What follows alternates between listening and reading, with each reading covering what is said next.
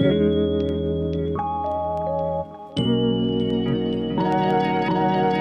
day, everybody. Today we're going to be reviewing the game Purim. Now, Purim is set in a biblical time after the time of Esther, and the object of the game is you're going to be trying to save the children of Israel from Haman's 10 evil sons. So let's check it out. Okay, so to start, I'm going to go ahead and read the summary from the instructions. It says, the Book of Esther describes the harrowing tale of a young girl and the fate of the Jewish people. The villainous Haman has been put to death, but his murderous plan lives on through his 10 sons. You are loyal messengers of the king and queen, tasked with putting a stop to the hatred infecting the empire and securing peace for the children of Israel. So, some of the components in the game, you're going to have a map over here. You're also going to have location cards.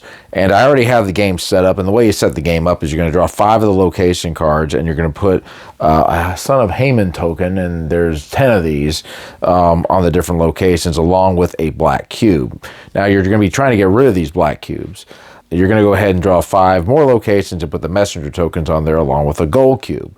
And then finally, you're going to draw 5 more locations and then place the rest of the Haman tokens on there. You're going to shuffle them back up, so you might actually end up drawing another land. So in this case, I have 2 Haman tokens over there. So the object of the game is you are going to try to get all of the lands that have more gold cubes than there are black cubes. And you have to do that before the calendar runs out over here. If there's even one land that has more black cubes or is tied than gold cubes, then you're going to lose. So anyway, these are the location cards, and you're going to be drawing these throughout the game. Right over here, these are the messenger special ability cards. Now, you're going to put out all the messengers on the board, and then you're going to draw one of these, and one of them is going to have a special ability. For this one travels twice as many provinces when moving. And all of them are going to have a different ability, but you're only going to be using one of these cards for the game. Now, you're going to be able to move whichever messengers you want to move, typically. But if you move this particular one, you'll get the special ability. The 10 Haman tokens are right over here, and they're all going to have a symbol on them, so you'll be able to know which one is which. And also, if you want to play an advanced version of the game, each of the Sons of Haman are going to have abilities of their own. Here's one. Messengers may not move through a province with a Son of Haman. When the Son of Haman moves, move all gold cubes to an adjacent province. And so all of them are going to have some. So this will help make the game harder if you're looking for a bigger challenge. Right over here is the collection of gold cubes and black cubes. Now, if you run out of either one of these cubes, the game is going to go ahead and end. And then right over here, you have your action cards. Now, depending on how many players there are, you're going to deal out that many cards. I have a 3-player game going on, so each player is going to get 5 cards. So there's different cards, but this is basically the way it works. The cards are going to have a loyal action and a corrupt action, and you're going to go ahead and play both of these on your turn. So this one says move a messenger to an adjacent province with one Son of Haman and remove that Son of Haman. So this will actually get rid of them.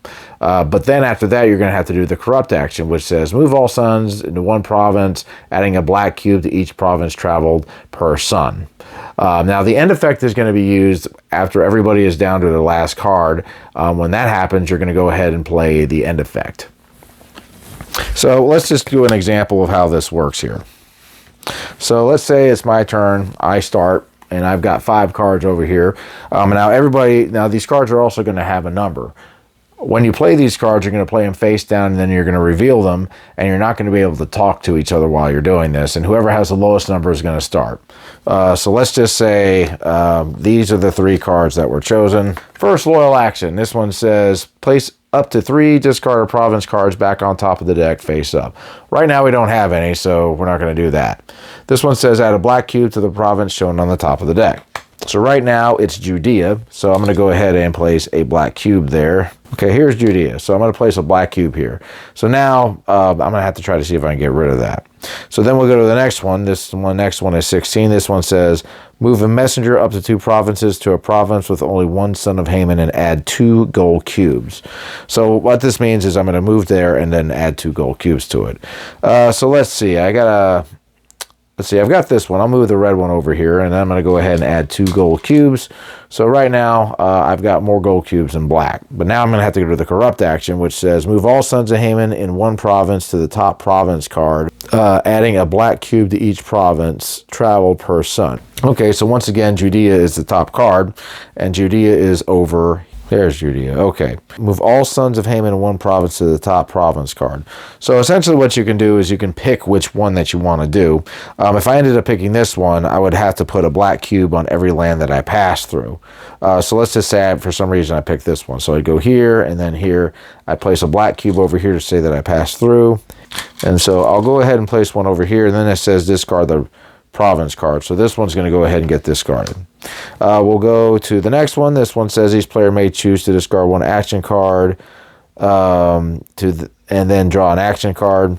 That's a loyal action. Let's just say we went ahead and did that. This one says advance the calendar token 1 to 3 months on the calendar track. So I'll go ahead and do 1 month right now. And then that's basically the way the game works. All right, we'll start with number 10. This one says add 2 gold cubes to 2 adjacent messenger provinces. That's a good one. So let's say this one's adjacent, so I'll put 2 there. And I'll go ahead and put 3 over here. So that'll help with the gold cube. So then I got this as well. This one says, and the game's going to end in a few ways. The game will be triggered when you reach the last date of the calendar over there, and you look at the board, and if all the lands have more gold cubes than black cubes, you'll win the game. If there's one black cube, if there's more black cubes on one land than gold, you'll lose. The game will also end once you run out of.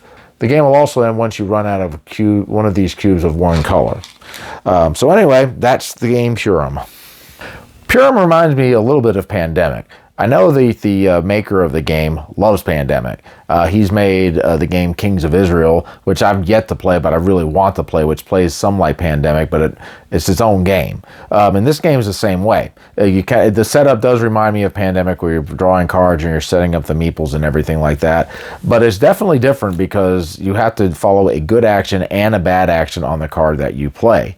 Now, it's interesting because man, those Sons of Haman, they can be a pain because they'll be moving around, and sometimes you have to move them extra spaces, and they'll have black cubes. So when you're doing these good and these bad actions, one can counteract the other. And you also have to kind of figure out which cards that you want to play that you think is going to help the situation without telling the people that you're playing with what's going on. So I think it's a very cool game. It's a great idea. We have yet to win it. I have noticed, one of the things I did notice is that anytime I'm moving the Sons of Haman around, I'm always going to go to the ones that's adjacent to it, as opposed to trying to find somebody from all the way over at the edge of the board. But there have been a few instances where we had to move 2 Sons of Haman to get to some place, and then we putting more black cubes on there. But it's a cool game. I love the idea behind it. The company makes some great games. One of their games, OT, is one of my favorite card games of all time. I love that game. And they make some really good Bible-based themed games, which I really like. So definitely check it out if you like Bible-based themed games. This game is a good one for me. I enjoy it a lot. And anybody who likes Bible-based themed games, that's looking for games that are modern and have good gameplay and mechanics, feel free to check it out. All right, guys, that's my review of Purim. We'll see you later. Keep on gaming.